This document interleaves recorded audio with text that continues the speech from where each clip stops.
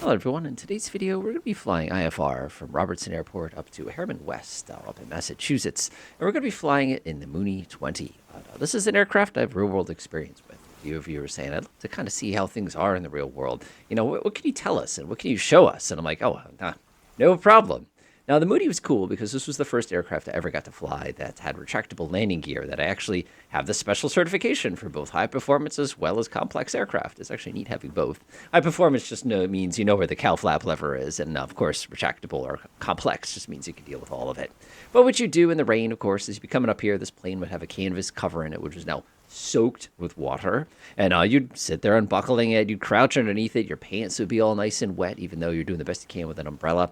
You'd pop the hatch on this thing, shove that really nice, nasty, wet canvas directly in here, slam the lid, kind of a thing. You'd also get to, like, your gas measurements in up here. You'd scoot up the wing, you'd spend 5 minutes to get the right key, and finally you'd climb inside this thing. You kind of imagine this little rip, rip, rip, rip noise. I think you can imagine what wet on wet sounds like as you're kind of like trying to settle in here. The plane's rocking back and forth, and it's just, it's a whole lot of mess kind of a thing. You'd climb in here like this. You'd run over here to the master switch, kind of cancel that little warning here, double check to make sure that landing gear lever is down. But one of the things you would do first in this plane is put the flaps down. Now, in this real aircraft, what you would have done is you grab this and you pull and you hold to set the flaps where you want it. In this one, they chose to make it something that you can just kind of click away at, which is a little goofy, but like I said, not that big a deal. And again, we just pop that to that. We check to make sure we have enough fuel. That's plenty of fuel. And again, we have this beautiful totalizer down here. One of the things we would do in here is we'd actually reset the amount of fuel and manually dial in the amount of fuel we know we're carrying, so we have a really, really, really good measurement amount of fuel that we have left. But we take care of all those things, pop it off, and back into the rain. So you'd be sliding here. You'd have your umbrella above your head, or hopefully have somebody who could hold the umbrella for you. We come down here, and again, your legs would be totally wet. You come down, you'd be inspecting the wheel. And speaking of the Mooney for a second again, real world experience here. You notice it's got this kind of little shock here. It's like a bunch of basically spring, almost like a bunch of donuts sitting on each other made of rubber.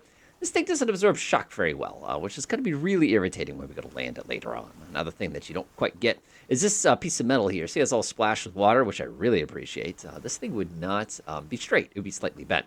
One thing I get a kick out of on this plane is the fact that we have an extra fuel gauge actually on the wing itself. So what you would do, of course, is you climb out. You'd be holding your umbrella in one hand. You'd come over here. You'd check the speed brakes real quick, check the fuel, and you'd have to hold the umbrella over the top of this, unscrew this cap, and basically carefully measure it. Now, the Mooney that I flew, we actually had two different tanks. We had the regular tank, and then we had the long-range tank.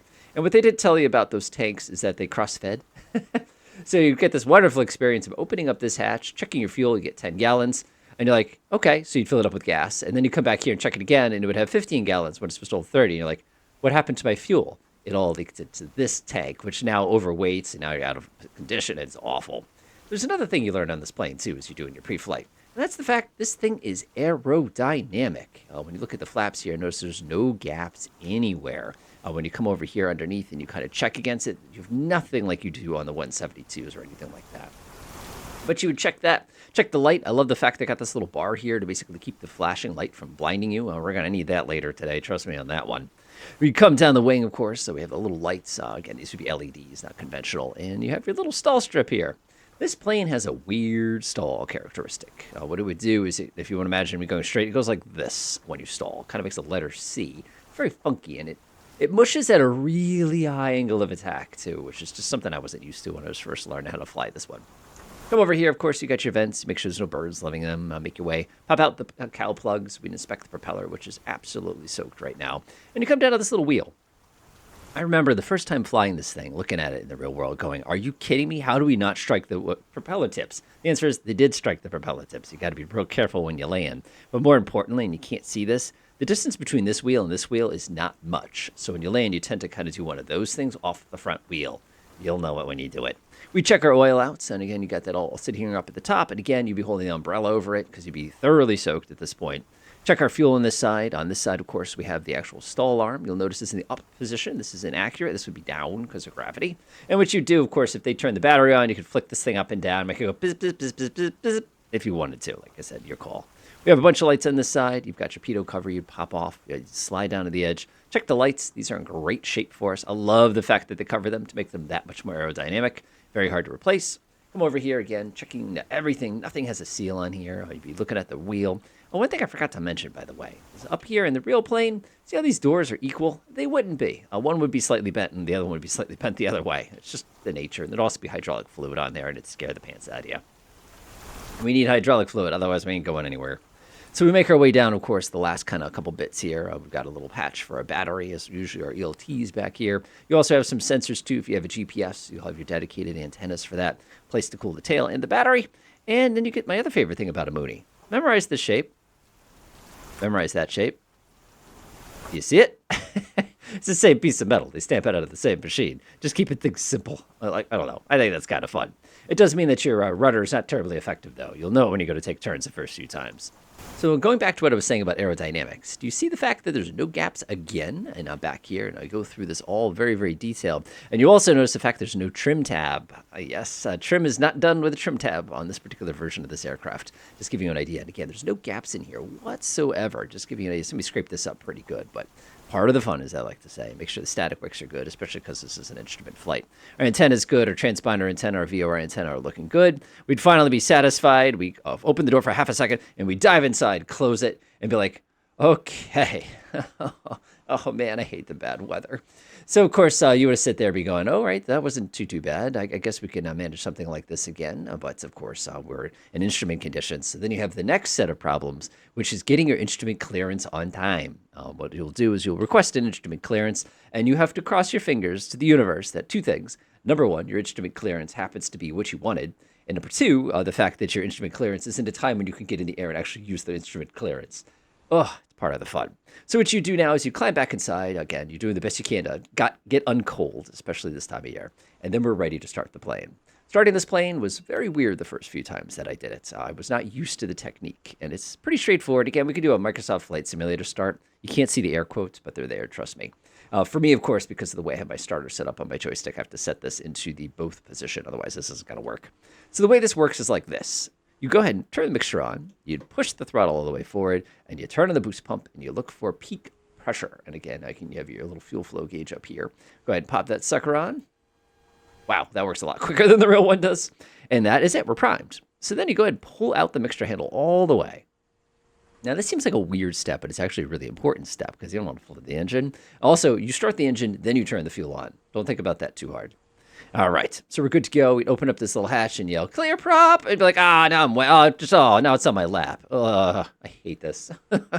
Reach up above our head and go ahead and get a couple lights to let everybody know we're about to start the party, literally. And then we're ready to start. So we're going to crank it, and when it catches, we put the fuel on. Ready, go.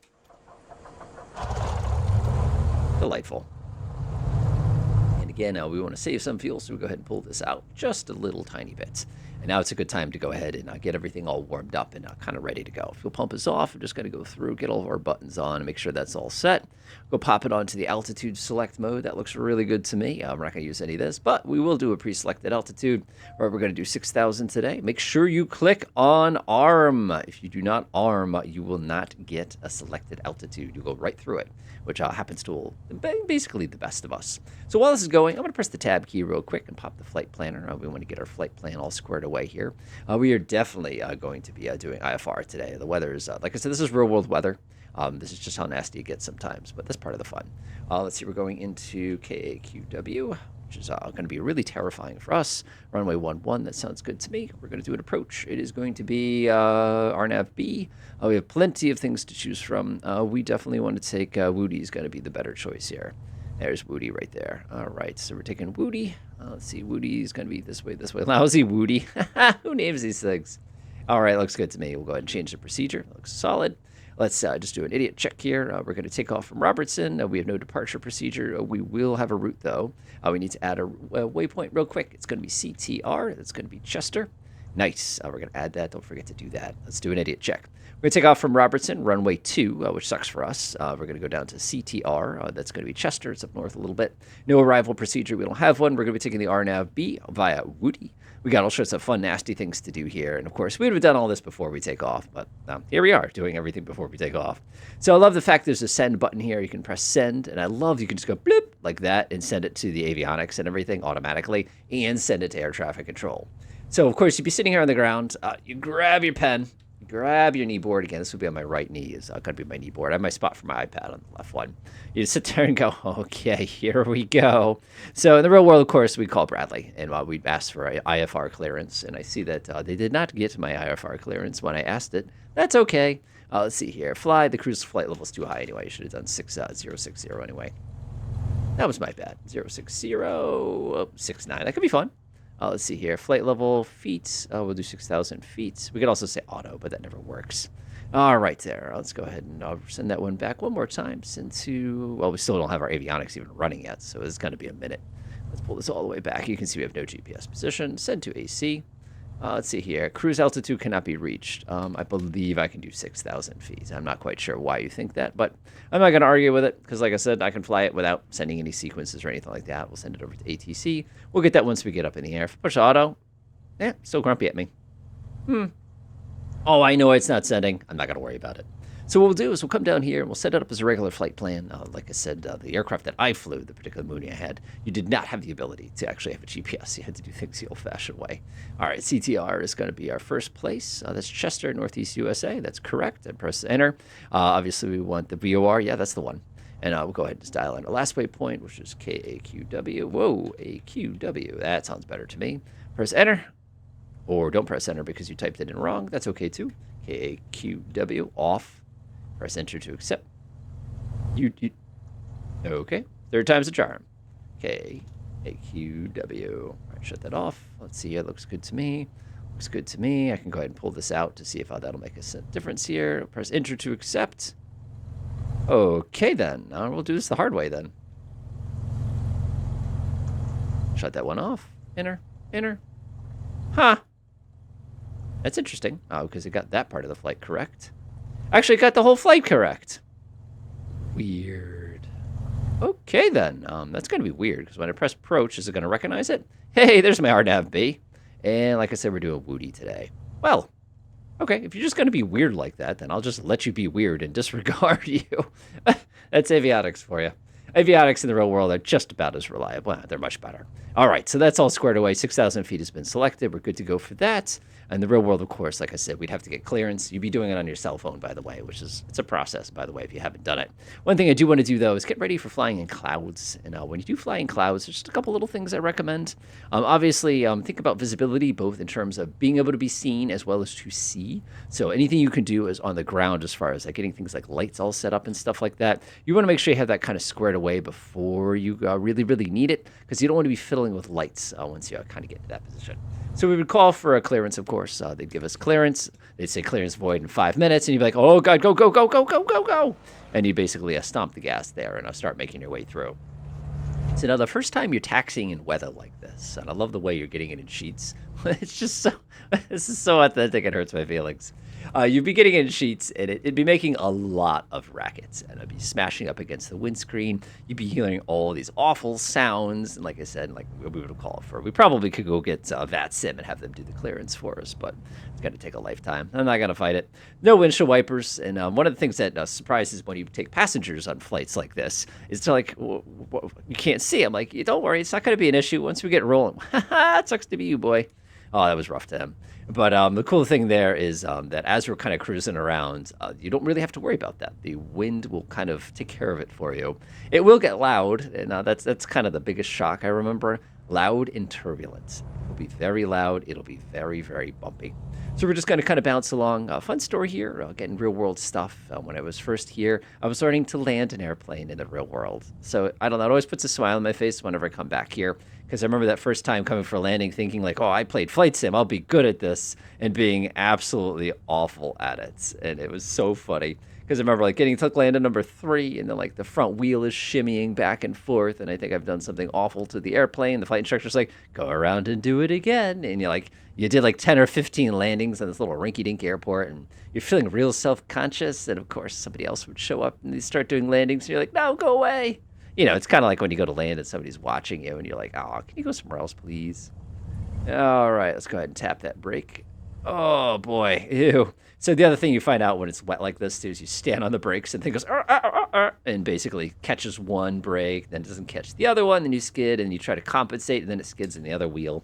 And it is just awfulness. All right, let's make sure everything's running smoothly here. Just like a real Mooney, the engine takes a moment to kind of catch up to. Very authentic, only when you're at the high RPM. So there we go, about 1800 should be plenty. Cool, let's go ahead and check the keys. We're going to pop this. We're looking for no more than 100, and that was 20. Holy crap, these are really good magnetos. Clap this one all the way down, see what it's going to do. We lost 0. Man, these magnetos are perfect. Go ahead and pull that all the way back. And of course, one thing we do want to check, though, is we want to cycle our speed brakes. The reason you want to do this is I call them push to descend levers. You're just going to make sure they're in the correct position when you retract them. They're more likely to get stuck going down than they are likely getting stuck up. So at this point, of course, you're sitting there going, oh, I hate this part, because you're about to have some fun here. So what we would do, of course, is we're going to do a regular takeoff. This is uncontrolled. And when we get in the air, we'd immediately have to call over to Bradley Approach and basically, hey, say Bradley Center, request to pick up IFR, and basically give them our altitudes, and they would start vectoring us around. And because of the distances involved here, they get us going pretty darn fast, and that's really convenient for us. Now, this is nasty. Now, in this flight sim, you're looking at this going, man, that looks pretty bad. In the real world, I can't describe how not pleasant the next part of the takeoff is. All right, all of our lights are set. Power is set. RPM is set. I've got all my levers. I've got my wing flaps. Everything's in the correct trim position except for rudder trim. Nobody has rudder trim, so I'm not going to worry about it. Apply some power, and let's do it. There's that nice crosswind. Always a crosswind. Always, always. Give me a 10-knot headwind down the runway. It just does not happen. Notice we're going uphill, by the way, and notice what the rain does. Isn't that awesome? Starting to feel not so confident about your flight? Yeah, I know what you like. All right, we leave the ground, and then you immediately regret your decision. We're going to wait until we run out of runway. Yep, that's what that's going to look like, by the way. And you just kind of get over it. We're out of runway. Gear comes up. And we're just going to settle. Now, the Mooney, I was taught very, very quickly that when you're climbing, you have to be very quick on the gear because you don't want to overspeed anything, and it does not take much to overspeed the gear. The other thing they warn you, and this is a very instrument flight thing, we are so busted when we get up to Harriman. You'll see why when we get there. The other thing, of course, when we're doing this is you have to get enough altitude before you bring those nasty flaps out. Now, there's two things this plane does I can speak of. Now, what it loves to do is the nose likes to come up when you do any position changes. So when I bring the wheels up, the nose would come up. When I bring up the flaps, of course, like I said, the nose would come up for that too. And like I said, all kind of unpleasant nastiness. That's, I don't know, part of the fun, I guess, as you want to call it. But we go ahead and climb. Of course, for cruise power on this aircraft, it's going to be pretty easy. We'll deal with that in a little while. Climb power on this thing, what we can do is we can knock off about 100 RPM.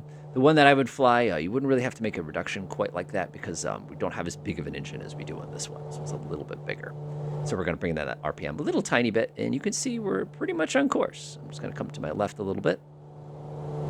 Cruise speed on this thing, or I should say climb speed on this thing, it really varies. Personally, in my opinion, the easiest one to use is right around 100. It seems to be easy for a cruise climb. But the book, again, you can go as low as like 87, 88, even 90 if you need it. But again, this thing is so darn aerodynamic, you can just take advantage of that higher climb speed and get cruising a little bit quicker. All right, that looks pretty good right there. I'm going to reach over my head here and go snap off my lights. Nice. That'll take care of that. And then we're just going to kind of settle. Now, when you're doing instrument flying, one thing we're not really getting the full experience of is the tremendous amount of turbulence that you typically experience. I mean, you'd be basically ricocheting back and forth inside this plane. The Mooney is a stiff ride. And when I say stiff ride, I don't mean that like, ooh, it's fun or whatever. It just, the wings don't flex at all. I know. What that means is every bump you hit, you feel it. I mean, this thing's like sports car suspension. And now you're going to get to see one of the coolest things in aviation, which is getting out of the soup. And now you can see we're not quite out of the soup, but we're starting to get out of the soup. And then in a few moments, we'll be through all the wet rest. There we go. Just kind of bring us this way. It's very disorienting, by the way, when you get close to the edge of the soup because you see like banks of clouds and it feels very, very unnatural. It's just, I don't know, kind of one of those things that you just, not that you don't get used to it, but it's just different. Doesn't it kind of feel like I'm pointing straight up into space right now? It's just an example of it. Now, one of the things this flight sim does not get right is the trim on the Mooney is actually a little bit more polite than this. There we go. I'm trying to set the trim the best I can, but this thing does not make it easy. There we go. Let's go ahead and adjust this. The desired track was about 15, so I got to pop this to about 15. There we go. That's a little better. There we go. Go ahead and level out. Again, we're doing $1.30 here, so we're not going slow. That's feeling pretty good. Go ahead and get back into that climb. It's much easier in the real world when it comes to things like trim. You can just feel it in your hand, especially with this airplane and how stiff everything is. There we go. Alrighty then. So what I'm going to do is pop on the flight director, flap on the navigation hold mode. And again, for some reason, the flight director, when they modeled this, they didn't model it the same way the real one will work. Up there it is. There's my flight director. It's come up. But you should be able to see the basic navigation settings there as you move your control. And they've basically chosen not to, but that's okay. So at this point, of course, we would be talking about the approach. They'd be vectoring us all over the place. They'd say, climb and maintain 6,000 feet. We would make our way up there, depending, again, on the scenario. Once I'm feeling like everything's pretty safe and I've got a lot of ground underneath me, that would be the moment that I would actually engage. Yeah, the trim on this is awful. That would be the moment that I would actually engage the automatic pilots. And again, when you do the autopilot well, you really shouldn't feel the plane change. It should basically be the same that you had it a moment ago. All right, there we go. Fantastic. We'll go pop on the navigation hold there. And that's pretty much it. The aircraft is going to start settling out pretty quickly here. We could probably come up a little bit. And again, depending on which mode you have, it makes this a little bit easier. I'll set the pitch reference to about 7.5. Nice. And this aircraft will settle quite nicely. It sort of feels like we're going to get out of the clouds at any second, or you're facing straight up. But the reality is we are in the thickest, heaviest part of the cloud. And your screen, by the way, would basically change between waves of water to no water to... I'm trying to think the best way to describe it. It's almost like somebody drops a dirty water on your screen. You just get a bunch of black all over your windshield there when you're doing stuff like this. It's just kind of fun. So you'd be proceeding like this, again, talking to him on the phone. No, not the phone. That would be interesting if you could make that call. But one of the things we'd have to start thinking about is that mixture which we neglected to push back into the rich position when we were up at our spot. Now, this would have been interesting because our aircraft would have had no power in the real world. But this is flight sim, so you don't even notice stuff like that.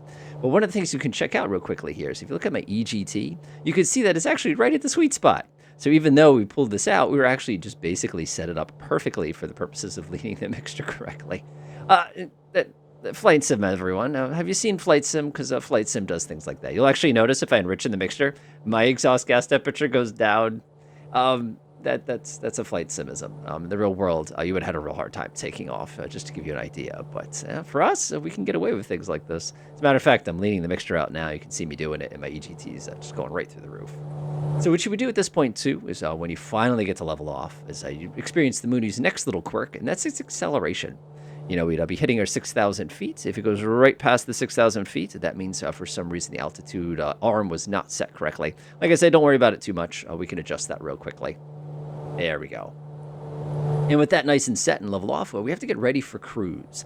Now, the way this thing operates is once you're kind of cranking on it, it's going to be a battle for you to try to get this thing all nice and neatly set up for us. You're going to be sitting there really pushing hard on that yoke and really fuddling with that trim to try to get this thing steady. And this control would be so hard in your hand right now that you could barely move it 90 degrees. It would just take all the strength you have to rotate it. It's incredible what it's like in this particular aircraft as far as that is concerned.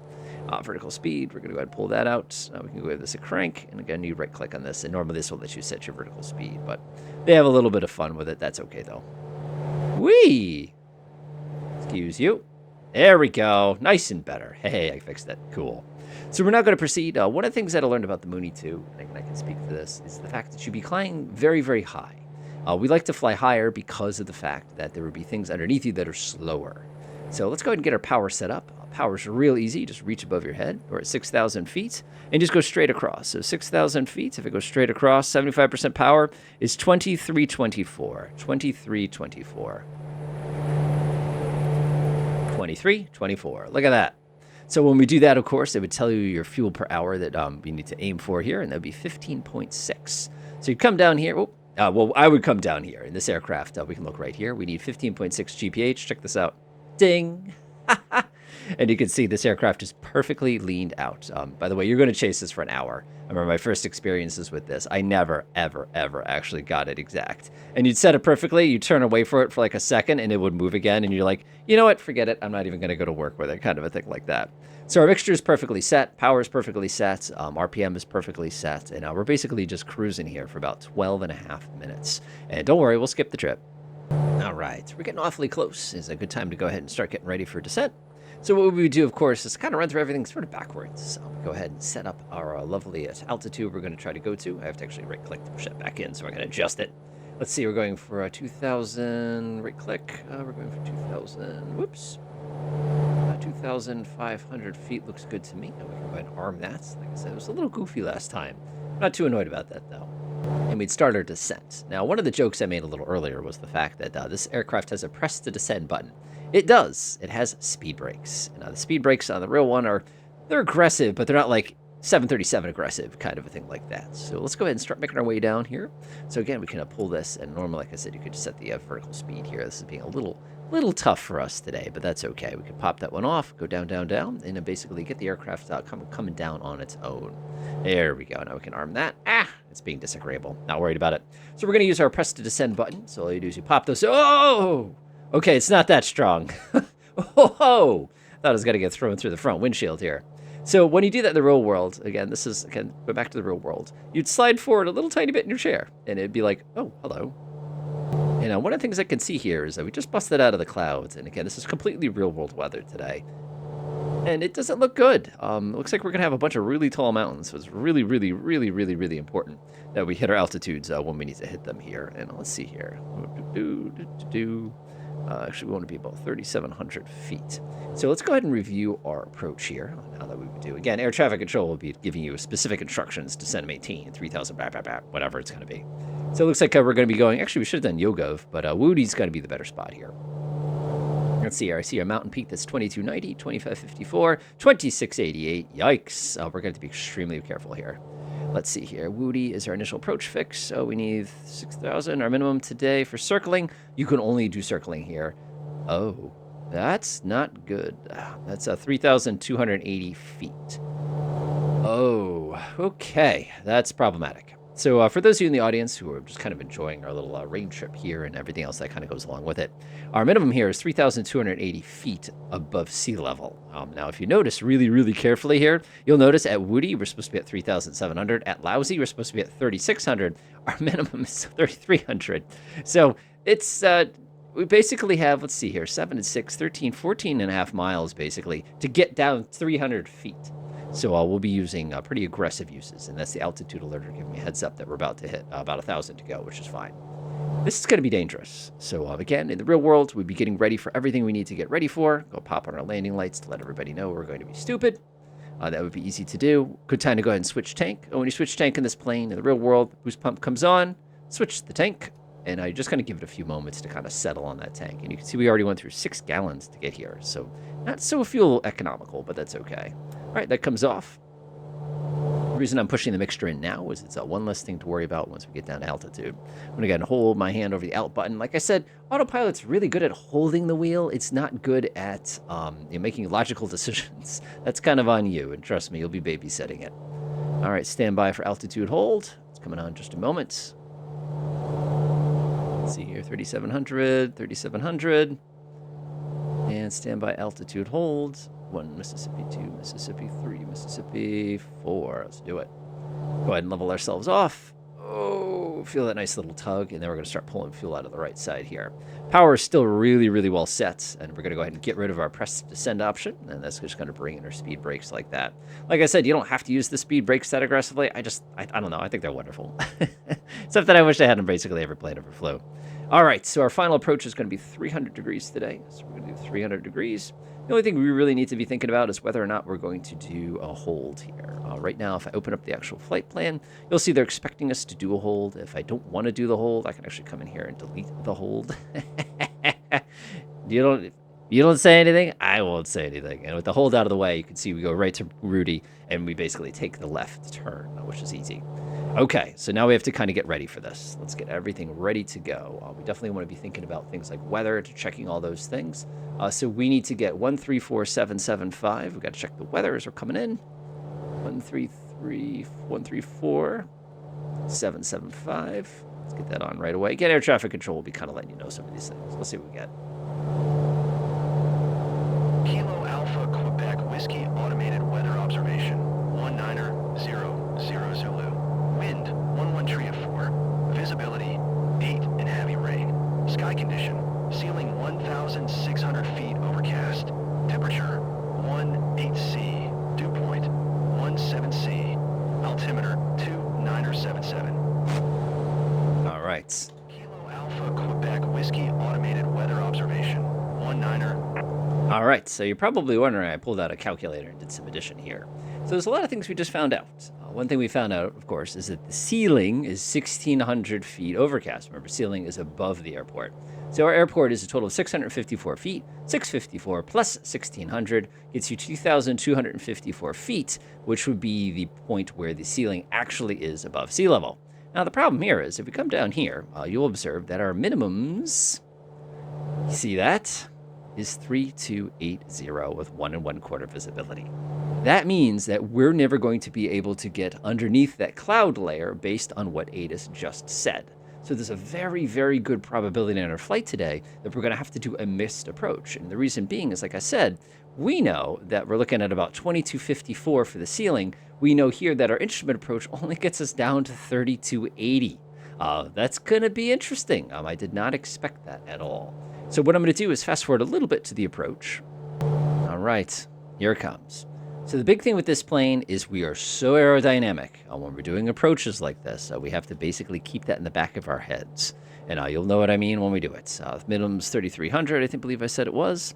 We're going to go ahead and flip on the approach button, or technically approach arm, but that's okay. We can also fly this more or less by hand. So one of the things you can see right away, if I look over in this direction, see that mountain there? There's a reason why the minimum on this is so low, and you can see that very clearly. So as I said before, we're trying to sneak up on Lousy. Lousy, we can come down to 3,600, which is a whopping 100-foot difference. But part of the fun, part of the fun. We'll take care of it. I'm not worried about it yet.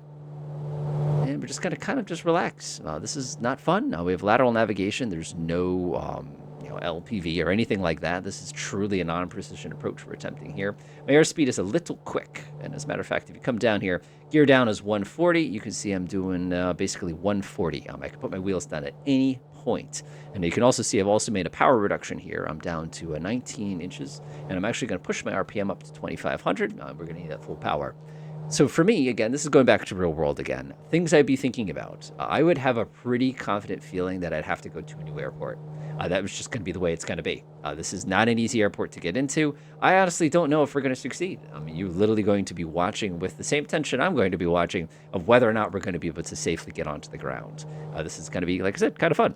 So what I'm waiting for now is I'm waiting for Lousy. And then what we're going to do is we're going to come down another 100 feet. Like I said, I've got that pre-selected, ready to go. If it lets me pre-select it. And we got 56 seconds. Oh boy. No whammies, everybody. No whammies. And Lousy. 1, 2. Go ahead and arm that. And we'll come down just a little bit. There we go. Now, one of the things you have in the real world is CWS. So you can actually push that button. Push the nose where it needs to go. And then basically reset it. But we need to come on down here. There we go. We can always press the push to descend button. All right. So from Lousy, we can come down to 3,300 feet and basically live there until we get to the ground. So we're going to go ahead and enjoy this a little bit. Like I said, this is where things are going to get manual. I'm going to slow the plane down just a little bit. Just a little bit. The reason I did that now is now the wheels are down. It's one less thing you're going to forget during our approach. All right, that looks pretty good to me. About 200 feet per minute should be fine. A couple taps of trim. Like I said, about 18 works pretty well for this plane. Every plane is a little different. There we go. We're looking at 3,500 feet. Oh, man, this is going to get really, really tight. Oh, my goodness, folks. I actually don't know if I'm going to be able to get away with this as a pilot. There we go. It's 3,500. Coming up on minimums. Oh, boy. Got a nice strong crosswind now, too. 3280. 3280 right there. There we go. So this is minimum. And we're basically going to hold this until we get to the airport. So we can't go any lower than this. And what I'm doing is I'm basically letting the plane get all nice and slow. Well, not too slow, because that'd be dangerous. All right, here we go. Okay, everybody who's watching, who's made it this far, go ahead and cross your fingers. There's a very good chance we're going to have to go missed, and we're going to have to find a new place to land. To my right just a little bit. Oh my goodness, this is going to be so tight. We have a minute and a half to go. Actually, minute 57. To my right a little bit. That's good right there. I'm just being really ginger on the trim. We do not go below This is a circling approach, by the way. For those of you who aren't familiar with approaches, circling approaches are basically, they get you close enough to get there. They don't get you close enough to actually put you on the ground like an ILS or something like that. All right, that's as much zoom as I can get out of this thing. Oh boy, everybody, cross your fingers. Cross your fingers. Oh, we're getting underneath minimums. We can't do that. We got a 200-foot limit on minimums, by the way, that we cannot violate. Not that you should try. All right, so what we're trying to do at this point is we're trying to find the airport. So we have 1:22. Looking out the window. Oh, I do not see the airport. Uh-oh. Uh-oh. Oh, boy. Everybody be looking. There's the airport. Airport in sight. Airport in sight. Yes. Now, one of the things you'll notice here is I saw the airport. I'm allowed to now make a visual approach. Does everybody see the new problem? Yes, you do. You see the fact that I need a lot of drag to safely land this plane. That's going to be okay, though. I'm actually going to put the plane into a slip. This aircraft slips beautifully, by the way. The one downside to slipping it in the real world is the fact that when you do go to slip it, it takes this prodigious amount of right foot to get anything out of this. So, how you guys doing? Man, I legitimately did not think we were going to make it. All right, let's go ahead and pop out. Easy on the rudder with this plane. Easy on the rudder with this plane. There we go. All right, we're going to do our idiot checks. Gas, undercarriage, mixture, propeller flaps, lights, and speed is all set. We're good to go. Still too fast. Yeah, no drag on this plane whatsoever. This is the classic instrument pilot's problem. There we go. A little bit of power. Now watch the front nose. Watch what it does. I wish they'd delete those trees.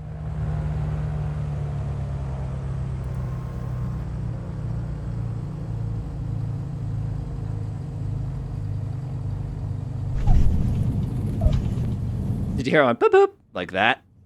That just gives you an idea of how little distance you have between those two. Go ahead and easy on the brakes. Brakes in this plane like to lock up. Incredibly, it was not windy. Wow.